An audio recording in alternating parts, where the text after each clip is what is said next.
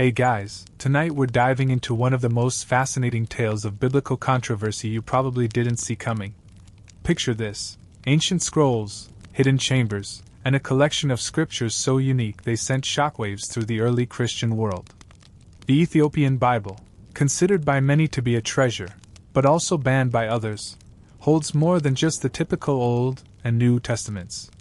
This is the Bible that didn't quite fit into the neat boxes set by the West, and its exclusion from mainstream Christian canon is a story drenched in power, politics, and of course, some serious theological beef. Buckle up, because this one might just have you rethinking what you thought you knew about the Bible. So, before you get comfortable, take a moment to like the video and subscribe, but only if you genuinely enjoy what I do here.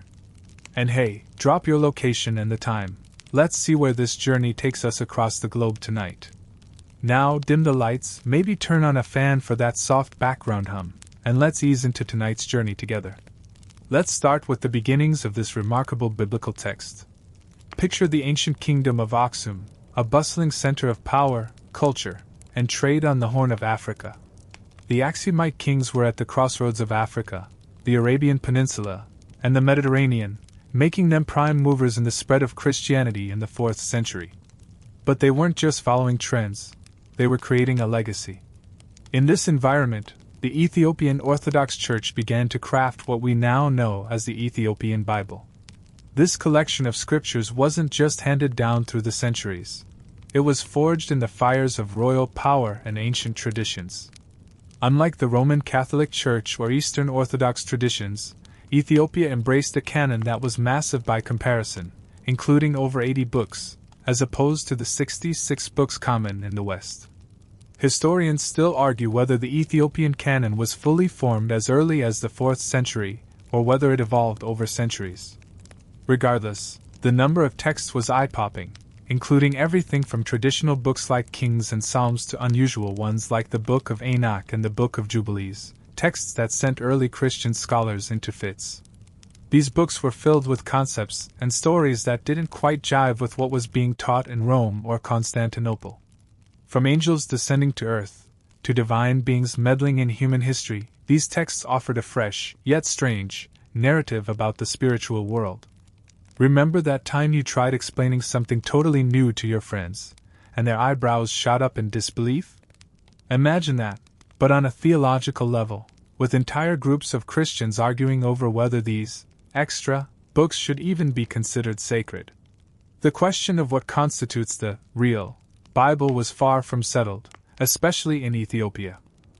Now that you've gotten a glimpse of the big picture, let's zoom in on the most curious part of this story: the 81-book canon of the Ethiopian Bible. If you're used to hearing about the 66 books that make up most Christian Bibles, brace yourself. Ethiopia wasn't working with the same set of rules. Instead, they embraced a much more expansive collection, filled with obscure and controversial texts that you probably never heard of. These weren't just forgotten books, they were the core of Ethiopia's ancient Christian identity. The core of the Ethiopian canon includes familiar texts like the Old Testament and the New Testament. But then there are those extra books, the ones that didn't make the cut in the Roman Catholic or Protestant traditions. Among them, the Book of Enoch stands out as a particularly contentious text. Full of bizarre and mystical tales about angels, fallen watchers, and divine retribution, it's no wonder that the Book of Enoch raised eyebrows in early Christian circles. But even stranger are the books that were included, such as the Book of Jubilees, a scriptural text that lays out a completely alternative timeline for the events of Genesis. Historians still argue whether Jubilees is a deliberate attempt to correct the Bible, or if it's simply a fascinating attempt at explaining the world's ancient past. What is undeniable is that it's filled with eccentric ideas that the larger Christian world wasn't ready to digest. Ethiopia wasn't just embracing these texts for fun, it was about defining their own version of Christian truth. The inclusion of these books reflected a deep sense of independence, especially as the Church in the West started to define itself and its doctrines. The Ethiopian Church wasn't interested in conforming to the Roman Catholic or Eastern Orthodox standards. It was going to chart its own path. But as you can imagine, this was no small feat. The Ethiopian Bible, especially with its peculiar texts, didn't sit well with many others in the Christian world. Its size alone made it a target. After all, the Catholic Church, which had the largest influence over Christianity in the West, was keen on standardizing Christian texts for more control and unity. Having these extra books in the Ethiopian Bible only made things more difficult for church leaders who preferred a more streamlined canon. And so, from the start, these unusual texts were viewed with suspicion. Even more so, when the Book of Enoch's tales about angels and giants started challenging traditional beliefs. Remember how you might have once had a favorite song or book, but when you tried to share it with others, they just couldn't handle it? Well, the Book of Enoch and other apocryphal works in the Ethiopian Bible were like that, but on a massive theological scale. The early church in Rome wasn't ready to embrace this alternative worldview. So, naturally, it didn't take long for these books to be sidelined, or worse, outright banned. This conflict only intensified as the centuries passed, as the growing influence of Western Christianity clashed with Ethiopia's more independent Christian tradition. Church leaders in Rome began to denounce these texts, labeling them as heretical and unworthy of inclusion in the true Bible. And the tension didn't stop at the gates of the Vatican. It reached far into the hands of European missionaries, eager to impose their version of Christianity on the world. Yet despite this pushback, the Ethiopian Bible endured, surviving the centuries-long war over what was holy and what wasn't. Historians still argue over why exactly these texts were so offensive. Was it the supernatural elements, the alternative history, or the rebellion of angels against God that made the Ethiopian Bible so controversial? Or was it more about power, control, and the ability to dictate what the world would believe about God? In any case, Ethiopia was willing to stake its claim, and the Western world was less than thrilled. Let's now dive into a key part of this story, the Book of Enoch, a text so strange, it could make even the most seasoned theologians scratch their heads. If you've never heard of it, you're in for a wild ride. The Book of Enoch, often referred to as 1 Enoch, is packed with fascinating, and sometimes downright bizarre, tales about angels, giants, and divine rebellion. Imagine mixing Greek mythology with biblical themes and then sprinkling in a bit of apocalyptic prophecy. That's essentially what the Book of Enoch delivers. Now, while this book might sound like an obscure relic, it's actually one of the most important texts in the Ethiopian Bible. And it wasn't just sitting in a dusty library somewhere, it was an active part of the Ethiopian Orthodox tradition for centuries. The Book of Enoch chronicles the fall of the Watchers, angels sent to earth to watch over humanity who instead fell from grace after becoming too enamored with human women. These fallen angels, or Grigori, teach humans forbidden knowledge, and of course chaos follows. There's everything in this book: prophecies, cosmic battles, and even an entire Judgment Day scenario. But the real kicker? The Book of Enoch doesn't just recount some wild stories. It actively challenges many of the traditional ideas of the Bible, especially the nature of angels and their interactions with humanity. Historians still argue whether this text was an attempt to clarify or expand on the Genesis story of the Nephilim, those mysterious giants mentioned briefly in the Old Testament.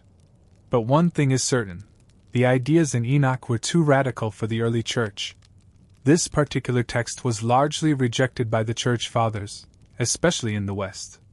Figures like Augustine and Jerome outright dismissed it, calling it unworthy of being canonized. But why? Was it the notion that angels could fall from grace and interact with humans in such a personal way? Or maybe it was because it didn't fit into the tidy theological system the early church was trying to build? The Book of Enoch was a text that simply didn't conform to the evolving Christian orthodoxy. The rejection of Enoch is a fascinating part of the story. The early church was invested in creating a uniform theology, and any text that stirred up controversy or strayed too far from the accepted narrative was bound to be excluded. This wasn't just about scripture, it was about maintaining control over the beliefs and practices of millions. So, the Book of Enoch was silenced. And it wasn't just by the Western Church, it was actively banned, disappearing from most of the Christian world for centuries. However, Ethiopia was different. In a way, it was an isolated oasis for these texts. The Ethiopian Orthodox Church not only kept the Book of Enoch, it embraced it. Even when Western theologians dismissed it as heretical, the Ethiopians held on to it, cherishing its rich, mystical content. The idea that angels could descend to earth and interact with humanity was seen as profound and meaningful, not heretical. For Ethiopia, this text was part of their spiritual heritage, helping to shape the deeply rooted Christian identity that they cultivated for centuries. At the same time, the Ethiopian Church's decision to keep the Book of Enoch didn't make things easier for them. Instead of being accepted by the larger Christian community, they were met with suspicion and resistance. The West simply couldn't reconcile this alternative narrative with their own established beliefs. As more European missionaries and explorers traveled to Ethiopia, they encountered these strange texts and realized that Ethiopia's version of Christianity was quite different, radically different, in fact, than what they had known. The tension grew, especially as the Western Church, led by the Vatican, sought to standardize Christian texts and beliefs. The Book of Enoch and its fellow apocryphal books became a point of contention. To outsiders, these books were seen as dangerous, perhaps even heretical. But to the Ethiopians, they were part of the fabric of their faith, the very foundation of their Christian identity. Remember how every religion, over time, develops its own canon of sacred texts that define its beliefs and practices? Well, Ethiopia had done just that, and the Book of Enoch was at the very heart of it. And so, the battle over these ancient writings wasn't just theological, it was political. It was a battle for the soul of Christianity, with Ethiopia standing firm in its defiance of the Western religious authorities. As the centuries went on, the tension over the Ethiopian Bible only grew more complex. The Book of Enoch may have been the most famous, but it wasn't the only controversial text in the Ethiopian canon. The Book of Jubilees is another example. Though it's lesser known in the West, it played an integral role in shaping Ethiopia's Christian identity. Also referred to as the Lesser Genesis, this text offered a unique retelling of the Book of Genesis, creating an entirely new timeline of biblical events. The Book of Jubilees not only added more detail to creation but also reinterpreted the law, presenting an alternate chronology that placed great emphasis on divine order and religious observance. In a nutshell, Jubilees is a rewrite of Genesis, offering a much stricter interpretation of the laws given to the patriarchs, especially regarding the observance of the Sabbath and other rituals. And if that sounds a bit too much for some people, you're right. The implications were huge. Imagine reading Genesis and finding out that the characters and stories you thought you knew were told in a completely different way. That's exactly what Jubilees did to the familiar biblical narrative. What makes the Book of Jubilees even more intriguing is its use of a completely different calendar system, a lunar calendar, as opposed to the solar calendar used by most other cultures at the time. This calendar was crucial in understanding the biblical timeline of events, and it became a cornerstone of Ethiopian religious practice. The authors of Jubilees seem to argue that the Jewish calendar was corrupted and that this new calendar was the one originally intended by God. And as you can imagine, such a radical claim didn't sit well with the more established Jewish and Christian authorities. Historians still argue whether Jubilees was an attempt to correct what was seen as flawed biblical history, or if it was simply an expression of the author's theological and spiritual beliefs. One thing is clear though, the text didn't align with the increasingly standardized religious traditions in Rome. And that was a problem. While Jubilees didn't gain widespread acceptance in the West, it found a secure home in Ethiopia. It became, like the Book of Enoch, a key part of Ethiopian Christianity, shaping the practice and belief system of the Ethiopian Orthodox Church. But just as with Enoch, the West rejected it.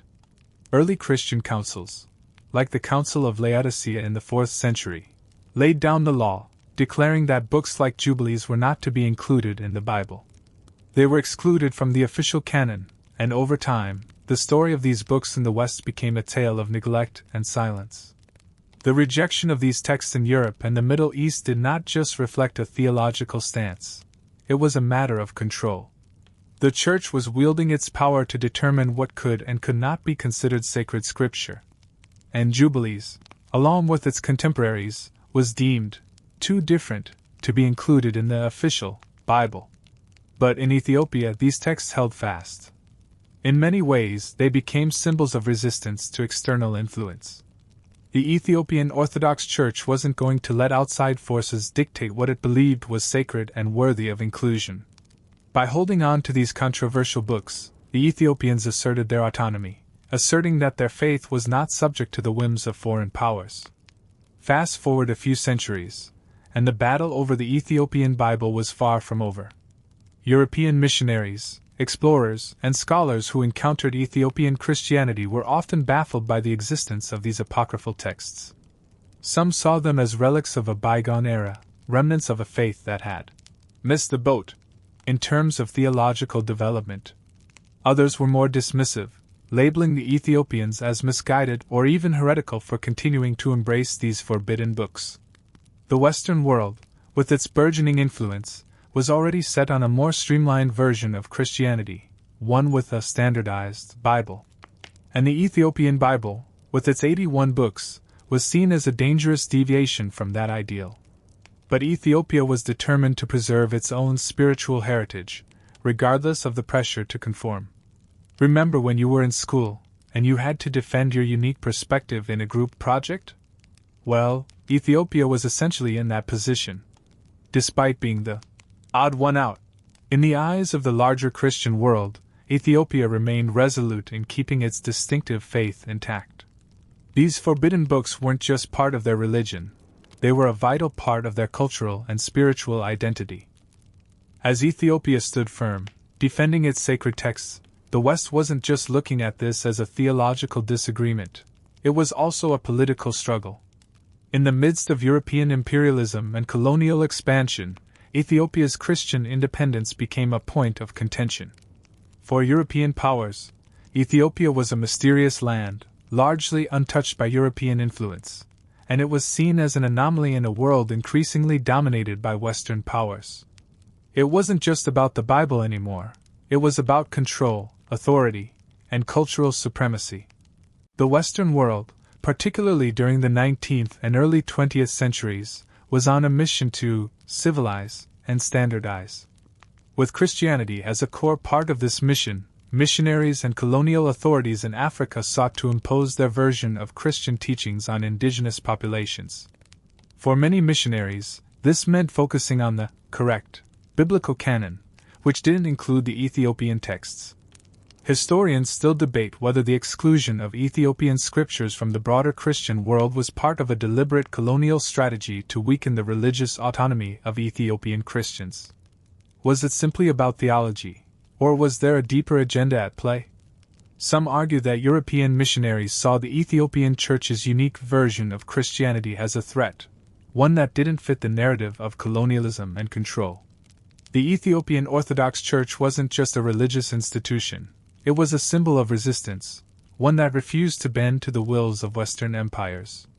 And so, in the late 19th and early 20th centuries, Ethiopian texts, including the Book of Enoch and the Book of Jubilees, continued to be dismissed as heretical by Western Christian leaders. These books, along with others in the Ethiopian Bible, were actively removed from circulation, labeled as apocryphal, or simply dangerous. They were seen as too different, too radical, to be included in the Christian Bible. Yet, Ethiopia's stubbornness paid off in a way. The Ethiopian Bible's uniqueness became a source of pride for the people, reinforcing their sense of spiritual independence. The monks who preserved these texts, often hand-copying them in ancient script, saw themselves as guardians of a rich tradition. The fact that these books were banned or sidelined only increased their significance. But Ethiopia's isolation from the rest of the Christian world wasn't just theological. It was also cultural. The Ethiopian Orthodox Church, with its distinct canon, rituals, and practices, had its own approach to Christianity, one that stood apart from Rome and Constantinople. This cultural divergence, which was born out of religious difference, became a hallmark of Ethiopia's identity.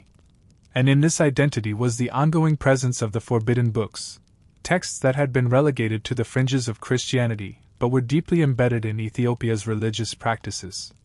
As we zoom out and look at the larger picture, it becomes clear that the banning of the Ethiopian Bible's apocryphal books wasn't just about protecting doctrinal purity. it was also about power dynamics, authority, and control. Ethiopia's refusal to conform to the Western Christian standard was a direct challenge to the idea that Christianity, and its scriptures, should be one size fits all. Ethiopia's embrace of its own canon was a defiant act, one that said, "Our faith, our Bible, our truth." But despite the West's resistance, the Ethiopian Bible held strong. The story of these books, despite being sidelined for centuries, didn't fade away. They lived on in Ethiopia, embedded in the lives of the people and passed down through generations of monks, priests, and scholars. The texts may have been banned, but they were never truly erased. Historians still argue about the significance of these texts in the broader context of Christian history. Were they really a threat, or were they simply part of a tradition that didn't fit into the emerging framework of Western Christianity? It's an ongoing debate, one that, to this day, shapes our understanding of the Ethiopian Bible's place in the larger Christian story. By the time European colonialism swept across Africa, Ethiopia's relationship with Christianity and its ancient Bible had become an island unto itself. The very idea that Ethiopia held on to its vast and controversial canon, including the texts that were branded as forbidden or heretical by the West, began to intrigue outsiders.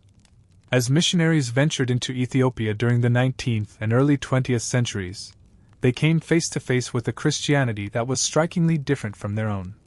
This was especially true when it came to the question of biblical texts. European missionaries and scholars, who had long prided themselves on a standardized canon of 66 books, were baffled by Ethiopia's massive 81-book Bible. Their Western education in Christian orthodoxy had taught them that the Bible was complete, whole, and closed. But Ethiopia's bold, expanded version didn't quite fit into the tidy theological box they had constructed. And therein lay the crux of the issue. You see, the Ethiopian Church's Bible was not just a collection of scriptures. It was an embodiment of Ethiopia's unique cultural and religious identity. The extra books weren't seen as a curiosity or a mistake. They were cherished and integrated into daily life. For Ethiopians, these texts were foundational to their understanding of God's work in the world. And so, when European scholars and missionaries encountered these extra books, they were left scratching their heads. Was it possible that the Ethiopian Church knew something they didn't? Or were they just clinging to relics of a forgotten age? The Book of Enoch, which had been banned by the Church Fathers in the West, was a prime example. For centuries, the Ethiopian Orthodox Church had carefully preserved and treasured it. It wasn't just a book, it was a cornerstone of their religious worldview, full of stories that connected the earthly and divine realms. For those in the West, however, the Book of Enoch was a mystery. How could angels be so deeply involved in the affairs of humankind? How could humanity's story be so intricately tied to celestial beings and supernatural knowledge? To many, it was a bridge too far, a text that was too unsettling and unfamiliar to be included in the holy canon. Yet, for Ethiopians, it was part of a long-standing tradition, an expression of their belief in the interconnection of heaven and earth. The Ethiopian Orthodox Church had built its religious system around these texts. The Ethiopian Bible's preservation of these works wasn't just an act of defiance against the West, it was a statement of spiritual independence. Ethiopia had forged its own path, and that path was not aligned with the Roman Catholic or Eastern Orthodox traditions that dominated the Christian world. In fact, the Ethiopian Orthodox Church's Bible was one of the earliest, and most robust, examples of a non-Western Christian canon. Historians still debate the significance of these texts. Some argue that the Ethiopian Bible's canon reflects a more authentic early Christian tradition, untainted by the politics and compromises of later church councils. Others see the canon as a product of Ethiopia's isolation, an island of Christianity untouched by the doctrinal battles that raged throughout Europe and the Mediterranean.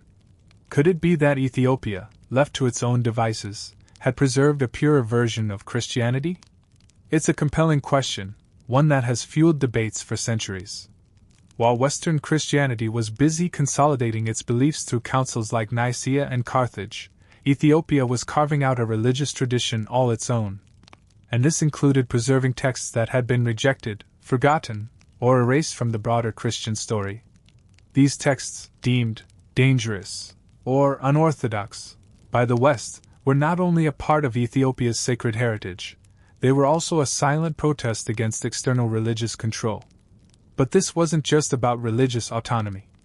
It was also about pride in maintaining a Christian identity that was uniquely Ethiopian.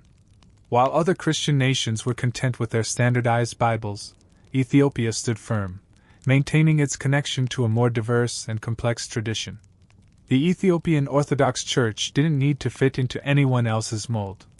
It had its own way of seeing the divine and of understanding the scriptures. This defiance was not lost on Western scholars. When they ventured into Ethiopia, many were struck by the fact that the Ethiopian Orthodox Church had never been part of the Catholic or Protestant traditions. Unlike the churches in Rome or Constantinople, Ethiopia's church had evolved independently, cultivating its own scriptures and teachings.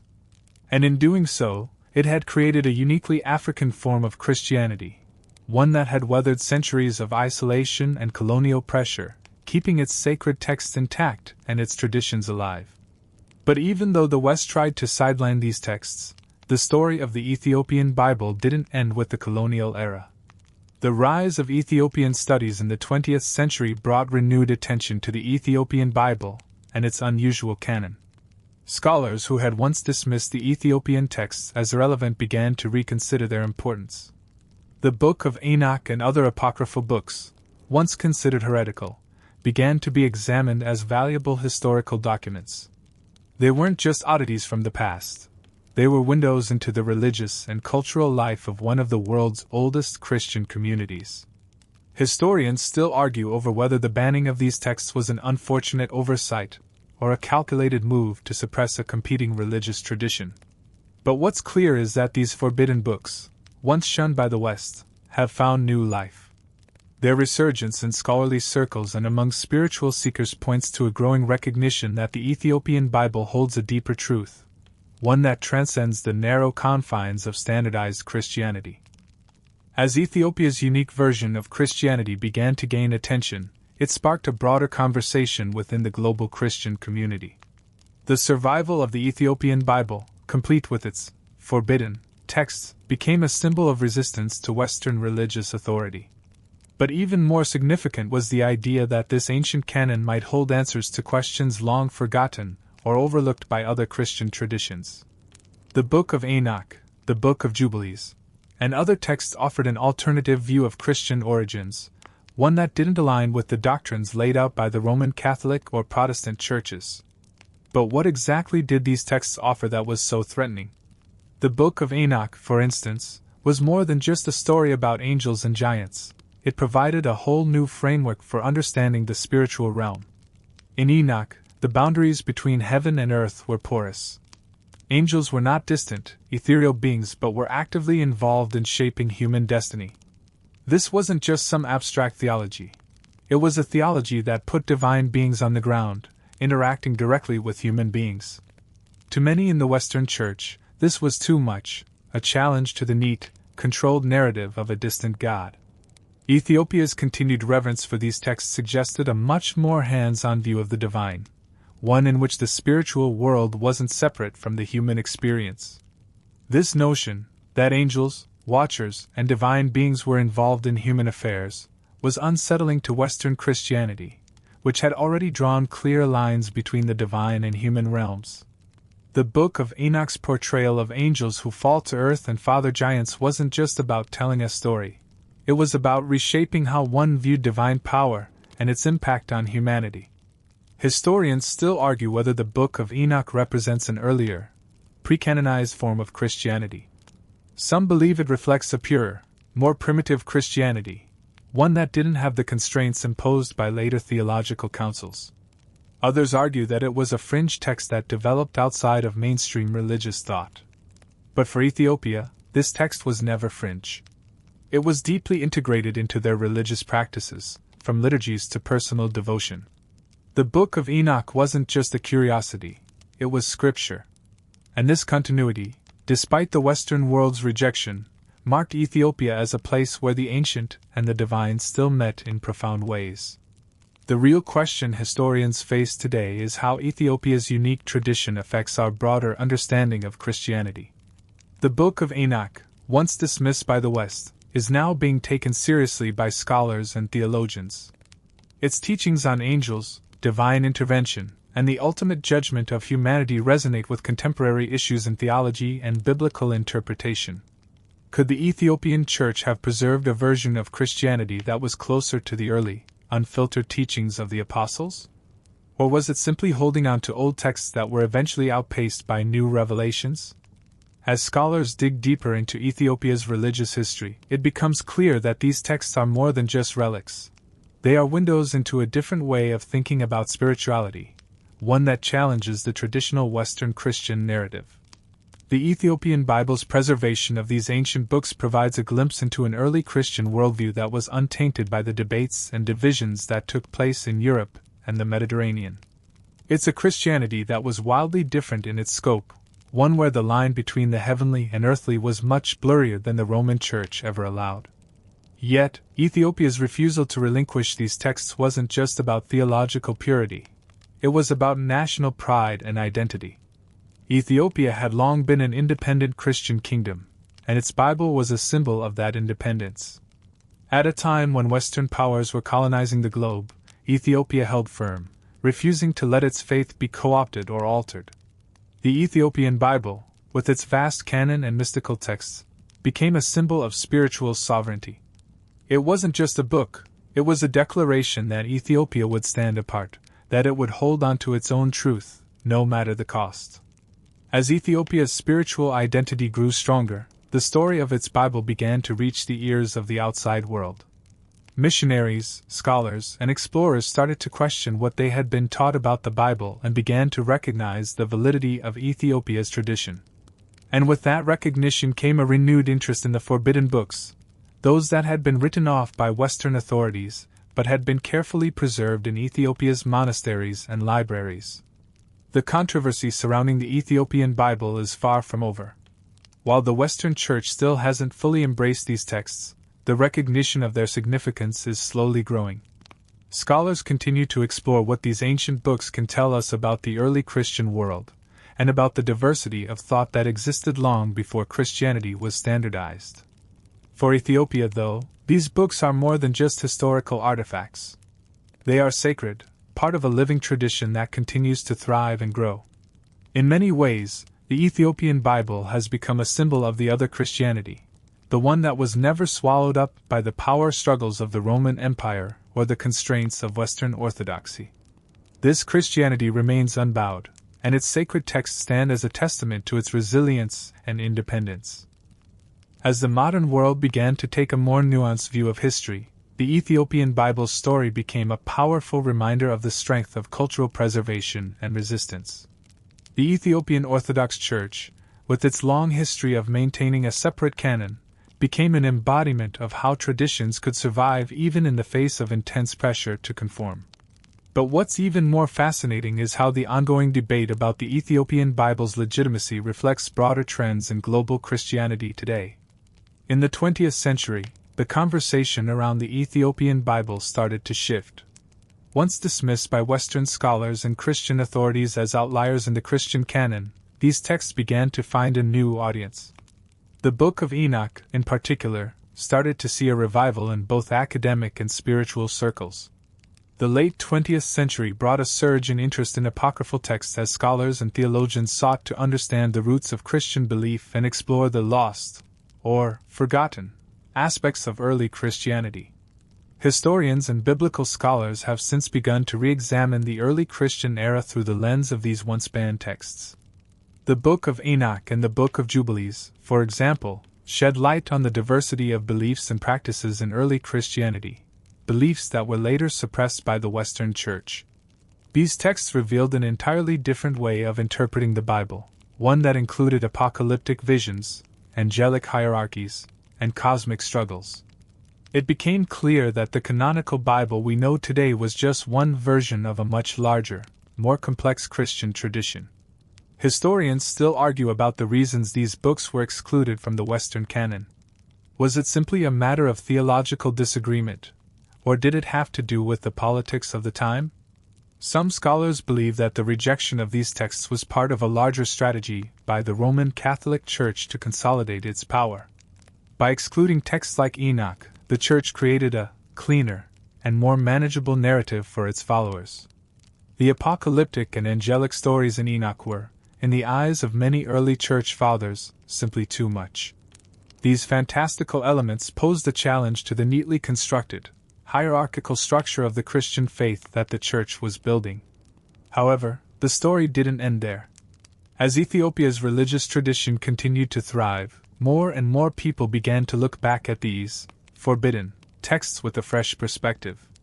This wasn't just about embracing Ethiopia's religious independence. It was about recovering a part of Christian history that had been lost to the wider world for centuries. One particularly interesting aspect of this revival is how the Ethiopian Bible influenced other branches of Christianity, even those outside the Ethiopian Orthodox Church. There are hints of the Ethiopian Bible's influence in certain branches of the Coptic Church and even in the early movements of Protestantism, where some individuals began to reconsider the legitimacy of the apocryphal texts that had been excluded from the traditional Bible. As people around the world began to question the rigidity of canonical boundaries, the Ethiopian Bible, with its bold inclusion of non-canonical books, became a beacon for those seeking a broader, more inclusive understanding of Christian tradition. But this re-examination hasn't been without controversy. Some argue that the revival of these texts, particularly the Book of Enoch, could undermine the established teachings of Christianity. Critics worry that revisiting these texts could lead to a destabilization of Christian orthodoxy, introducing ideas that could confuse or mislead believers. For others, however, the inclusion of the apocryphal books is a way to recover a more authentic, diverse Christian tradition, one that acknowledges the complexity of the early Church and the various beliefs that existed before the canon was formalized. In Ethiopia, however, the issue has always been clear. These books were never lost to them. They were always part of their faith. The Ethiopian Orthodox Church has maintained a continuity that other Christian denominations can't quite match.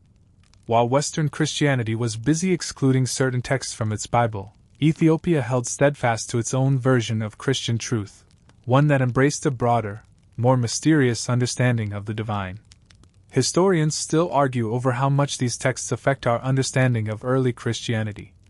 Some believe the inclusion of apocryphal books like the Book of Enoch provides insight into the spiritual climate of the time, revealing a deep fascination with the supernatural and the angel's role in human affairs. Others see these texts as distractions, side stories that have little bearing on the core message of Christianity. Regardless of where one stands in this debate, the Ethiopian Bible's preservation of these texts serves as a reminder of the rich diversity of thought and belief that existed in the early Christian world. The debate about the Ethiopian Bible's inclusion of these forbidden texts has turned into a modern-day theological question. The renewed interest in these ancient books demonstrates a desire to understand Christianity in its entirety, not just the version that made it into the canon, but all of it. The history of Christianity, like the history of any great religion, is filled with twists and turns, moments of exclusion, and moments of expansion. The Ethiopian Bible, in many ways, represents both the excluded and the expanded, and the ongoing question is, why was this particular tradition left out of the larger Christian story? The story of Ethiopia's Bible, with its unique texts, can be seen as a reflection of the broader historical struggle between different cultures and religions to preserve their identity. For Ethiopia, the Bible wasn't just a book, it was a way of asserting their place in the world, one that stood apart from the religious centers of Europe. And while the West rejected the Ethiopian Bible's forbidden texts, these books never ceased to be an integral part of Ethiopian Christianity. The resistance to these texts, especially the Book of Enoch and the Book of Jubilees, wasn't just about theological disagreements, it was about power, control, and the desire to establish a singular, unified narrative of Christianity. But Ethiopia stood firm, holding on to a diverse, complex, and deeply meaningful tradition of faith that has persisted through centuries. Fast forward to the modern age, and the forbidden texts of the Ethiopian Bible are slowly gaining attention again. As scholars and theologians around the world continue to revisit the apocryphal books once dismissed by the West, these texts are beginning to be seen in a new light. For many, the Book of Enoch, with its tales of angels, divine secrets, and a more apocalyptic worldview, is becoming a key text in understanding early Christian spirituality. The same can be said of the Book of Jubilees, with its alternate history and strict legalism, which presents a fascinating challenge to the biblical narratives we know today. But the real shift is happening in how people are beginning to appreciate the Ethiopian Bible not just as an artifact of one culture, but as a key piece of global Christianity's history. As the modern world grapples with questions of authenticity and historical accuracy, the Ethiopian Bible stands as a reminder that there is no one-size-fits-all version of Christianity. There are many paths, many texts, and many interpretations of the divine, and Ethiopia's Bible is one of the most fascinating examples of that diversity. In Ethiopia itself, the significance of these ancient texts goes beyond academia or theological debate. The Ethiopian Orthodox Church has maintained a close connection with these texts, keeping them alive in liturgies, prayers, and religious practices. For Ethiopians, the Bible is a living document, one that is not simply read or studied, but lived and experienced. These apocryphal books have never been lost in Ethiopia. Instead, they have been woven into the spiritual fabric of the country for centuries. What makes this even more striking is how the Ethiopian Bible has managed to endure throughout centuries of foreign influence, colonization, and religious suppression. During the colonial period, Western missionaries and Christian missionaries from Europe and America worked hard to convert Ethiopians to their version of Christianity. They pushed to replace the Ethiopian canon with the more standardized Bible used in the West. But despite their efforts, the Ethiopian Bible survived. It wasn't just a matter of rebellion. It was about protecting something sacred, something unique to Ethiopian identity. Historians still wrestle with whether Ethiopia's rejection of Western influences, in terms of the Bible, helped it preserve its religious heritage or hindered its growth in the modern Christian world. What is clear, however, is that the Ethiopian Church has kept these forbidden texts alive, giving them a home when they were banished from other Christian traditions. And while Western Christianity had to grapple with issues of censorship and control, Ethiopia kept its Bible intact, refusing to let go of its spiritual heritage, no matter the cost. The growing global interest in the Ethiopian Bible is, in many ways, a rediscovery. It's as if the world is slowly waking up to the fact that Ethiopia, in its isolation, may have preserved something precious, something that the West had overlooked or actively rejected. The Book of Enoch, the Book of Jubilees, and the many other apocryphal texts in the Ethiopian canon represent a Christianity that is deeply intertwined with the African continent's history, culture, and spirituality. These texts are not relics from a forgotten past. They are the living expressions of a faith that has endured through centuries of trials and triumphs. In the end, the controversy surrounding the Ethiopian Bible's forbidden texts may be less about theology, and more about the stories we choose to tell about our faith, our past, and our future. The Ethiopian Bible challenges the idea that there is a single, correct, version of Christianity. It shows that the Christian faith can take many forms, shaped by the people who practice it and the cultures that embrace it. And in that diversity lies a richness that we often overlook when we try to force religion into a narrow, one-size-fits-all mold. Ethiopia's preservation of these ancient texts may not just be a sign of spiritual independence. It may be a sign that the world has something to learn from this other Christianity. As more people turn to the Ethiopian Bible and begin to see its richness, its mysticism, and its complexities, they'll realize that the faith they thought they knew might just be far more diverse than they ever imagined. As we move deeper into the conversation around the Ethiopian Bible's forbidden texts, it's important to address the modern-day implications of these ancient stories. Why does it matter today that the Book of Enoch or the Book of Jubilees was excluded from the Western Bible? What impact do these, rejected, texts have on the way we understand our own religious practices, or even the way we understand the early Christian world? One thing is clear: the Ethiopian Bible forces us to question the very foundation of religious authority and orthodoxy. The Bible that most Christians know today, the 66-book canon, was carefully curated by early church councils like those held at Nicaea and Carthage, where certain books were deemed essential, and others were deemed heretical or apocryphal. This was not a neutral process. It was one marked by significant power struggles. Those in charge had to choose which books would be considered divinely inspired, and which ones would be left out. But who were they to decide? Was there room for diversity, or was the goal to create one unified belief system? Could a different Christian community have selected a different set of books and considered them equally sacred? The Ethiopian Orthodox Church, with its steadfast adherence to its 81-book canon, provides us with an example of how a different selection of books, ones that were never allowed in the West, can still be meaningful, spiritual, and central to the faith of millions of people. These books weren't discarded because they were irrelevant. They were preserved because they held profound meaning to Ethiopia's Christian community. The Ethiopian Bible's unusual texts are not simply a matter of historical curiosity. They are living, breathing aspects of faith. These texts helped shape the worship practices of Ethiopian Christians and have influenced how they view the divine, angels, and the very end of the world. This brings us to the wider implications for modern Christianity. In an era where questions about church authority, doctrinal purity, and Scripture's role are still debated, the Ethiopian Bible presents a compelling case for the importance of embracing diversity. The Ethiopian Bible's preservation of apocryphal works challenges the uniformity that the Western Church sought to establish. Could it be that there is no single, absolute version of Christianity? Could each tradition, the Ethiopian, the Roman Catholic, the Eastern Orthodox, the Protestant, hold truths that are unique to their culture and history? And more importantly, could these truths complement each other rather than contradict? When we look at the Book of Enoch, for instance, it offers a radically different way of understanding angels, human history, and the apocalypse.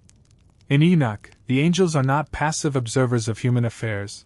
They are active participants, teaching forbidden knowledge to humanity and altering the course of history.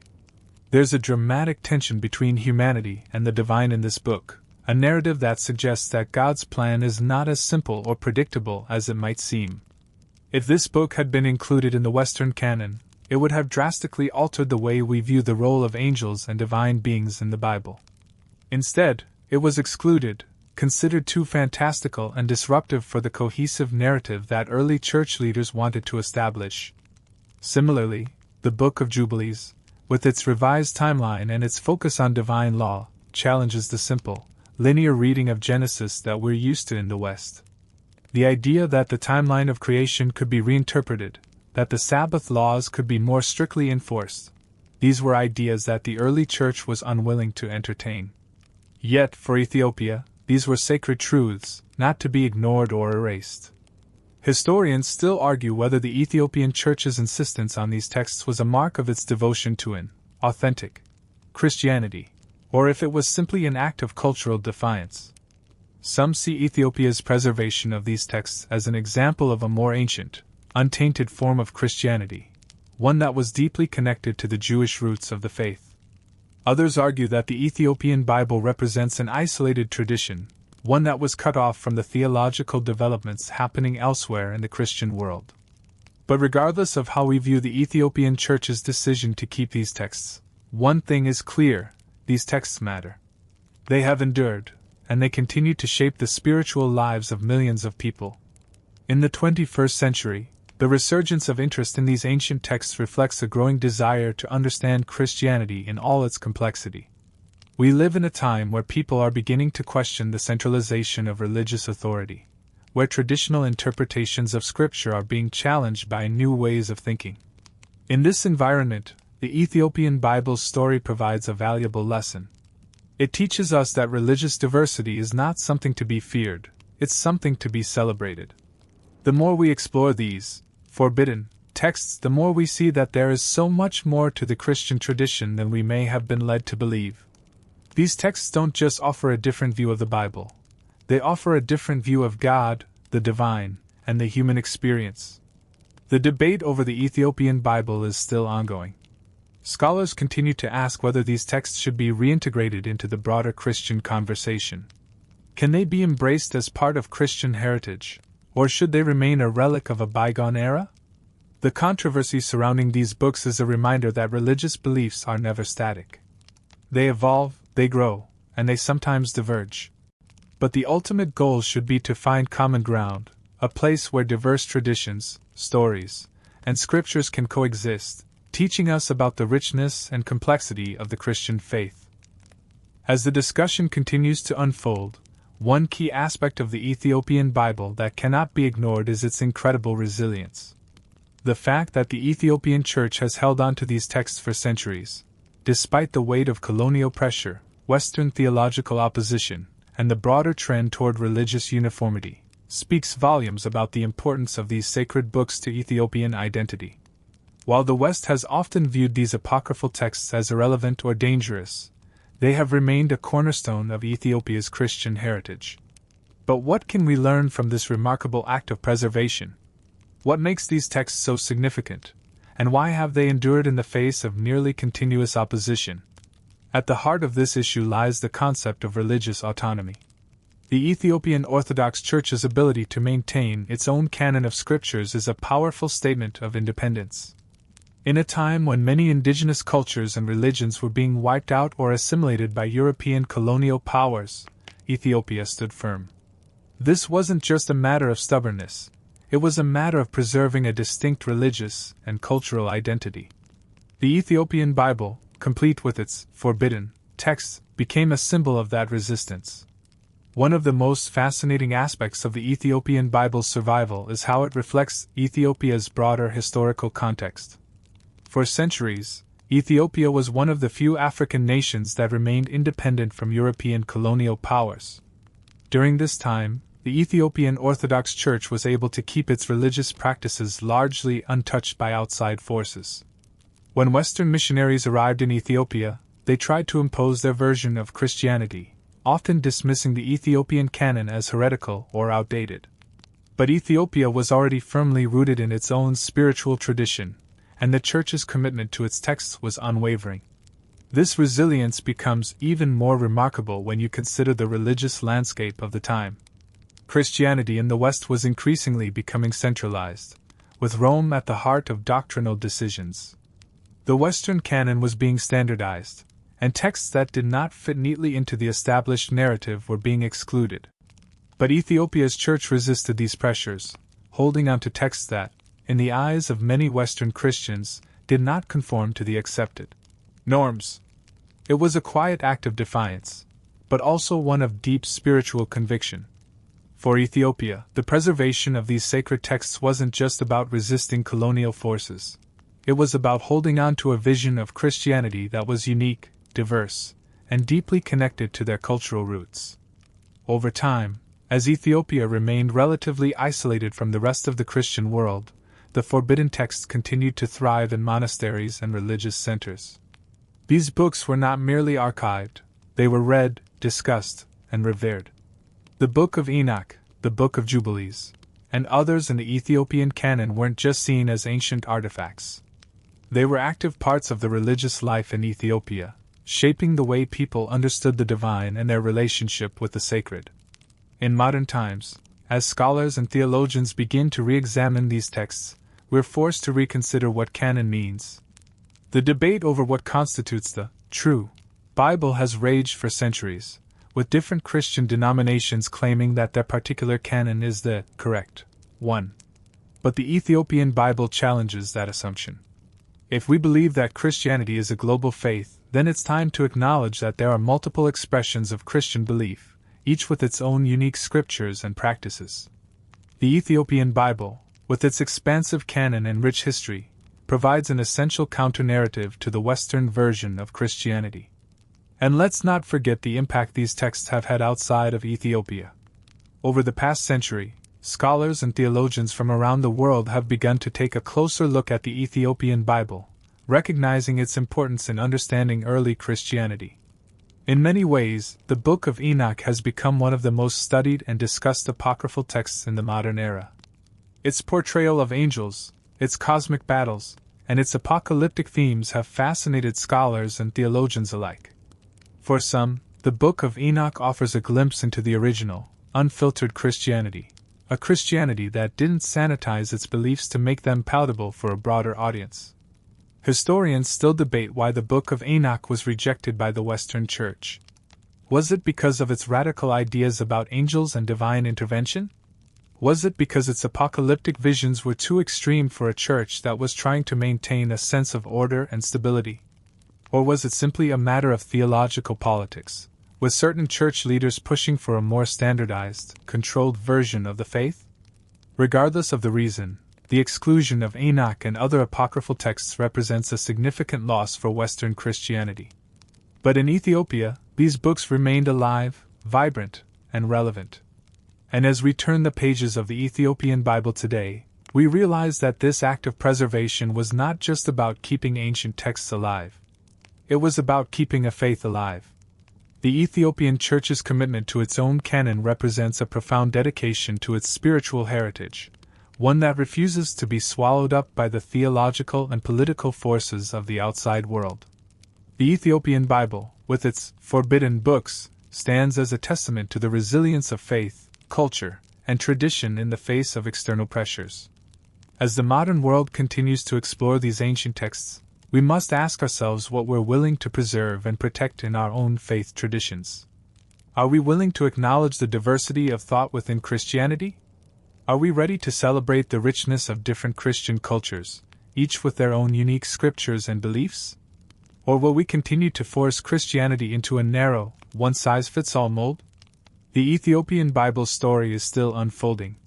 And as more people begin to appreciate the significance of these forbidden texts, we may just find that the true beauty of Christianity lies not in conformity, but in its remarkable diversity. As we reflect on the extraordinary survival of the Ethiopian Bible, one of the most striking elements is its ability to adapt to modern circumstances while maintaining its core spiritual and cultural identity. Today, as interest in these ancient texts grows, we are witnessing a profound shift in how people perceive the Christian canon. In an era where theological debates are often polarized, the Ethiopian Bible presents a model of religious resilience that doesn't merely preserve the past, it actively shapes the future. What makes the Ethiopian Bible so unique in the context of today's globalized world is how it straddles the line between tradition and innovation. In a time when many religious communities are grappling with questions about inclusivity, diversity, and historical accuracy, Ethiopia's canon offers a compelling vision of a Christianity that doesn't have to conform to Western ideals. The Ethiopian Orthodox Church's continued embrace of its apocryphal books, the Book of Enoch, the Book of Jubilees, and others, provides a tangible example of how religious traditions can preserve their core beliefs while embracing the diversity of thought and interpretation that exists within Christianity as a whole. This is especially important when we consider the contemporary crisis of religious authority. In the modern world, many Christian denominations are struggling with questions of relevance and authority. The rise of secularism, coupled with the erosion of trust in established institutions, has left many people questioning what their faith truly means in a rapidly changing world. At the same time, many religious communities are facing internal struggles over how to define and preserve orthodoxy. The Ethiopian Bible, with its expansive and unique canon, challenges these assumptions by showing that there isn't one correct version of Christianity. There are many ways to understand the divine, and these different understandings can coexist, offering believers a richer, more nuanced relationship with God. The appeal of the Ethiopian Bible is not just academic, it's spiritual. The apocryphal books within the Ethiopian canon provide an alternative view of the divine, a view that emphasizes the interconnectedness of heaven and earth, the role of angels in human history, and the ever-present possibility of divine intervention in the world. This vision of Christianity, with its focus on the active participation of divine beings in the affairs of humanity, offers a profound sense of connection to the sacred. It reminds us that God is not distant and detached, but is intricately woven into the fabric of our lives and our struggles. The rediscovery of these books is also deeply connected to the growing interest in mysticism and spirituality within modern Christianity. The Book of Enoch, in particular, with its vivid descriptions of heavenly realms, divine judgment, and cosmic battles, speaks to a longing for deeper spiritual understanding. In an age when many people feel disconnected from traditional forms of worship, these ancient texts offer a new pathway to experiencing the sacred. The Ethiopian Bible shows us that spirituality is not confined to a set of rigid rules or rituals. It is a living, breathing force that can transform and evolve. But what about the future of the Ethiopian Bible and the broader Christian conversation? While the texts within the Ethiopian canon continue to be a source of fascination and debate, there's no denying that they have a place in the global discussion about Christianity's future. As more scholars and theologians begin to study the Ethiopian Bible's texts, there's a growing recognition that these books have much to teach us about the early church and the diversity of early Christian beliefs. The more we learn about the Ethiopian Bible, the more we realize that it offers a glimpse into the fullness of the Christian tradition, a tradition that was far more diverse and open to different interpretations than we might have thought. For Ethiopia, these texts are not just relics of the past.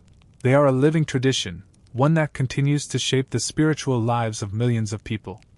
The Book of Enoch, the Book of Jubilees, and the many other books that make up the Ethiopian Bible are not just ancient scriptures. They are a vital part of Ethiopian identity. They have survived not because they were perfect or infallible, but because they were deeply meaningful to those who believed in them. And in that sense, the Ethiopian Bible offers us a profound lesson about the nature of faith. Faith is not about perfection, it's about perseverance. It's about holding on to something that gives us meaning, even in the face of adversity. As the Ethiopian Bible continues to gain recognition, its impact will likely be felt far beyond Ethiopia. The discussion around these texts is not just a theological debate, it's a conversation about the future of Christianity itself. In a world where people are increasingly looking for ways to make faith more relevant to their lives, the Ethiopian Bible offers a powerful reminder that there is no one right way to be Christian. The richness and diversity of Christian thought and practice should be celebrated, not suppressed.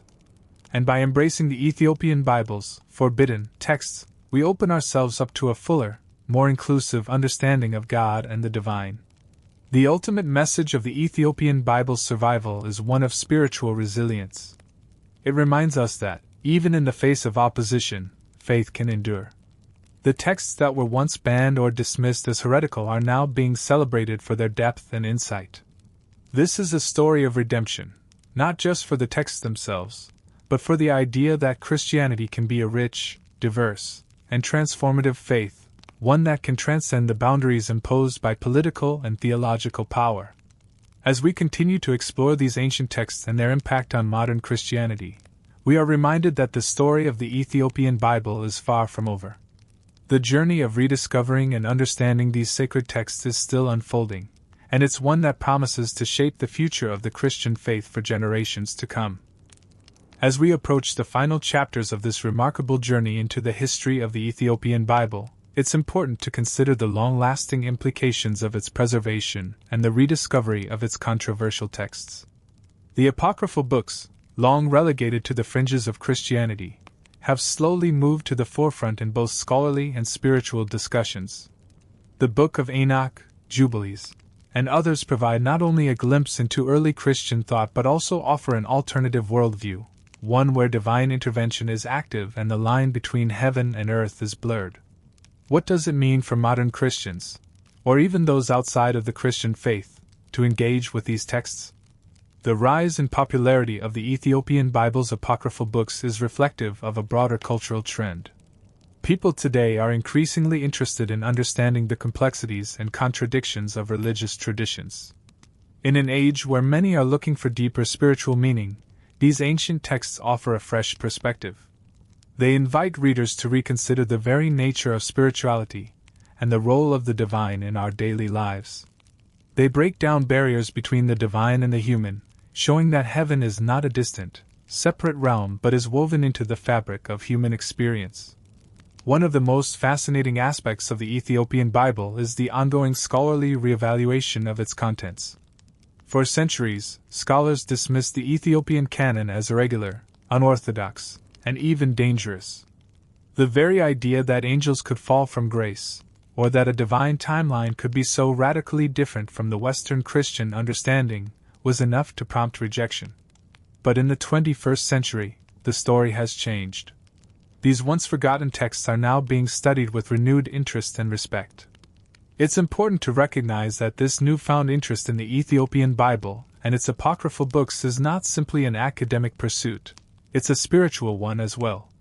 The rise of interest in mystical Christianity, angelology, and apocalyptic literature reflects a desire to return to a more raw, mysterious form of faith. In a world that feels increasingly disconnected from the transcendent, these texts offer a more direct encounter with the divine.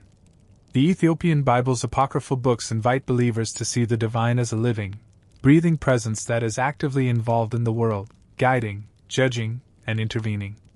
For many, the Book of Enoch is the most compelling of these texts. The imagery of angels descending to earth, teaching humanity forbidden knowledge, and participating in cosmic battles against evil resonates with a deep spiritual yearning. These stories speak to our longing for something greater, something that transcends the mundane and connects us to the divine in a visceral way.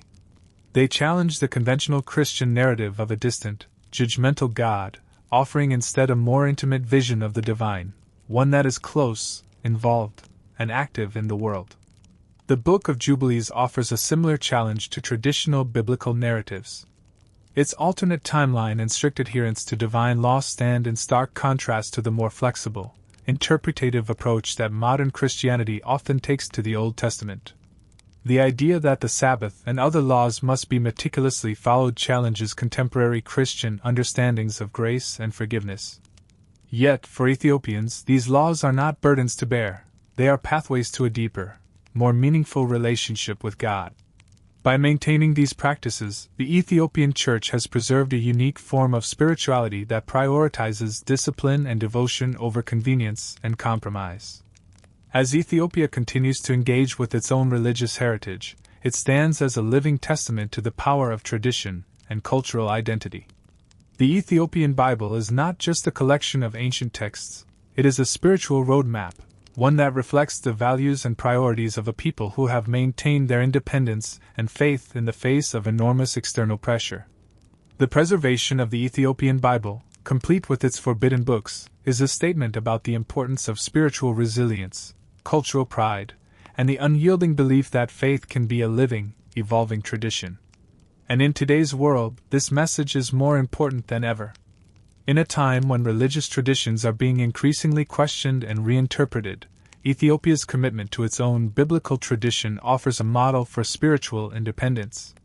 The Ethiopian Bible is not static, it is dynamic, alive, and constantly being reinterpreted by each generation that engages with it. This is what makes the Ethiopian Bible so enduring and so powerful. It is a testament to the enduring strength of faith, and to the belief that God's Word is not confined to one particular tradition, but can be experienced and understood in many different ways. As we continue to explore the richness and complexity of the Ethiopian Bible, we must remember that its story is not just about religious texts, it is about the people who have lived with these texts, who have found meaning and purpose in them, and who continue to pass them down through the generations. The Ethiopian Bible is not just a historical artifact, it is a living part of a faith that has shaped the lives of millions. And as more people around the world begin to recognize the significance of these texts, the Ethiopian Bible's place in the larger Christian conversation becomes clearer. In the end, the Ethiopian Bible challenges us to think differently about religion. It encourages us to move beyond narrow definitions of faith and to embrace the diversity of religious expression that exists within Christianity. It reminds us that the journey of faith is not about conformity, it is about discovery, engagement, and connection with the divine in all its complexity. And for that reason, the Ethiopian Bible will continue to play a vital role in shaping our understanding of Christianity, both now and in the future. As the world shifts towards a more globalized and interconnected future, the Ethiopian Bible's role in the broader Christian conversation is becoming increasingly significant. It is no longer just a relic of a bygone era, but a living and evolving tradition, one that is actively shaping how we understand Christianity today. The texts that were once considered forbidden are now being recognized for their profound spiritual insight and historical importance, prompting a reevaluation of what it means to be truly Christian. For centuries, The Ethiopian Bible remained isolated in Ethiopia, hidden from the rest of the world. But now the world is beginning to see it for what it truly is, a rich and diverse body of sacred texts that reflects the complexity and depth of the early Christian tradition. The revival of interest in these apocryphal books is a reminder that Christianity is not monolithic, but rather a tapestry of beliefs, practices, and traditions that have evolved over time. Each version of Christianity, from the Ethiopian Orthodox Church to the Roman Catholic Church, from the Protestant denominations to the Coptic Church, offers a different perspective on God, humanity, and the divine. The reintroduction of the Ethiopian Bible into the global religious discourse is reshaping how we view the early church and its many divergent paths. What was once considered heretical or unorthodox is now seen as an essential part of the Christian story, offering a glimpse into a more mystical, complex, and diverse early Christianity.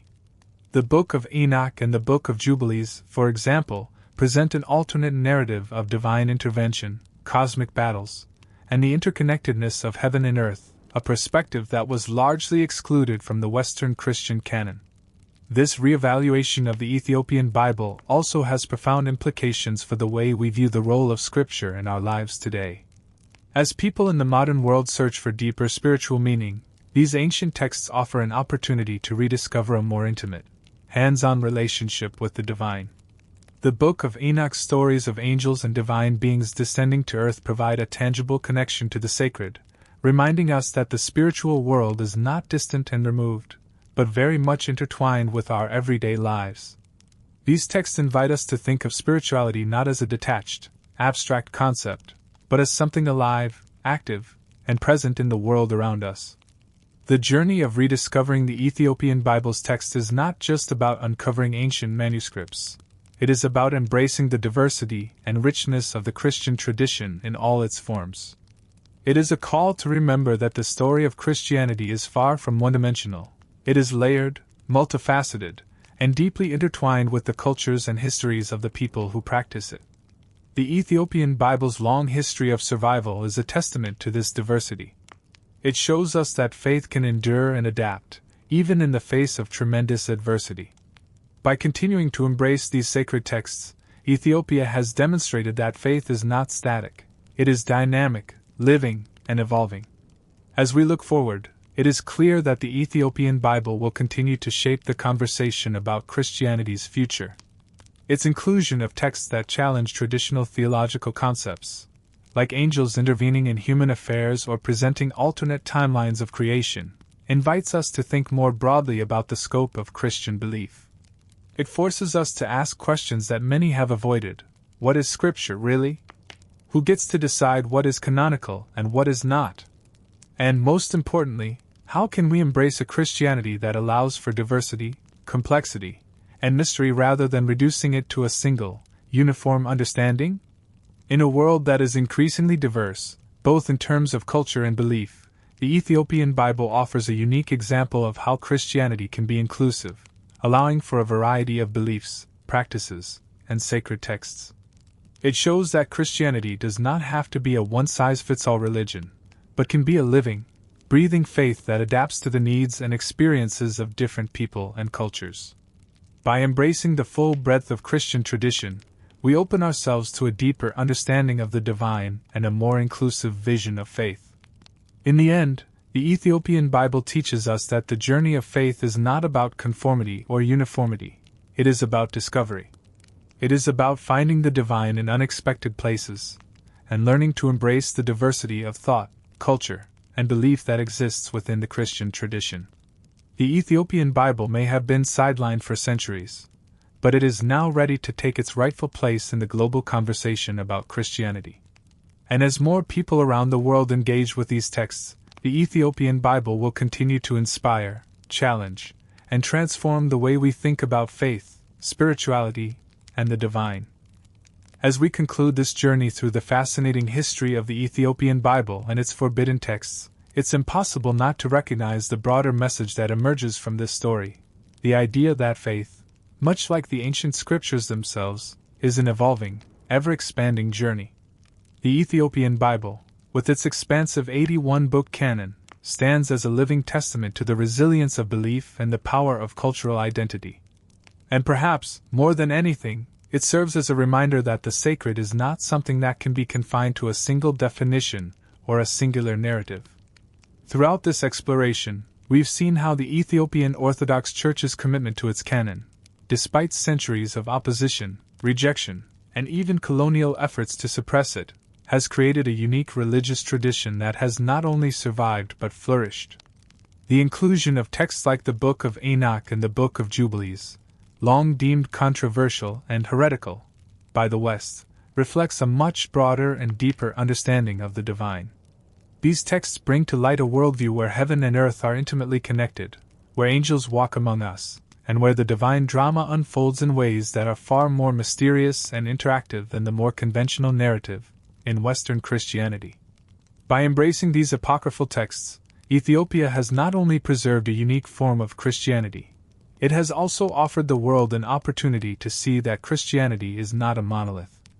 The Ethiopian Bible challenges us to rethink what is sacred, what is authoritative, and what it means to truly engage with Scripture. Its survival against the odds is a statement about the enduring power of faith to adapt, change, and endure in the face of external pressures. It is an affirmation that faith is not static but dynamic, always open to reinterpretation, always evolving to meet the spiritual needs of those who seek it. In today's world, where religious identity and belief systems are often questioned, fractured, or even rejected altogether, the Ethiopian Bible offers a bold and inspiring vision.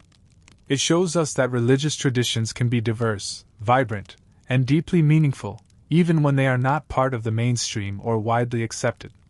By continuing to embrace their canon, the Ethiopian Church holds on to a faith that is deeply rooted in history, while still being relevant to the spiritual needs of modern believers.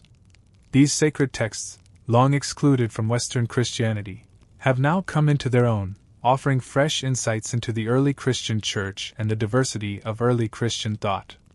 For those who engage with the Ethiopian Bible, the story is not just about ancient texts, it is about how those texts shape and define who we are today. The Bible's role in Ethiopian life is not just historical, it is a living, breathing part of daily spiritual practice.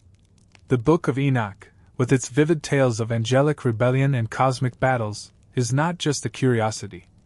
It is part of a larger narrative that defines how Ethiopians view their relationship with the divine, with angels, and with the world around them.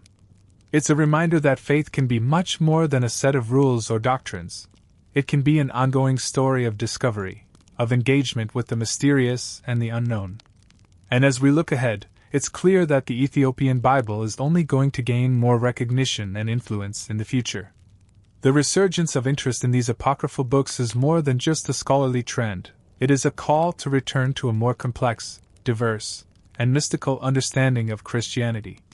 As more Christians and spiritual seekers around the world look to broaden their spiritual horizons, the Ethiopian Bible's rich and complex canon will continue to serve as a beacon, guiding those who are willing to explore the depth and mystery of the divine. The ultimate lesson we can take from this journey is that faith is not something that can be defined by a singular, rigid framework. It is a living, evolving force shaped by the cultures, experiences, and beliefs of those who practice it. The Ethiopian Bible shows us that, while there are many paths to the divine, each one can be valid, each one can be sacred, and each one can lead to a deeper understanding of God and the world. The diversity of thought, the variety of sacred texts, and the richness of the Ethiopian Christian tradition remind us that faith is something to be celebrated, not confined. As we close the book on this chapter of our journey, we can't help but be reminded of the incredible power of the human spirit to preserve, protect, and pass down the things that matter most. The Ethiopian Bible has stood the test of time, surviving centuries of opposition, suppression, and colonization. And in doing so, it has shown us that the sacred is not something to be taken for granted. It is something to be cherished, protected, and embraced, no matter the cost.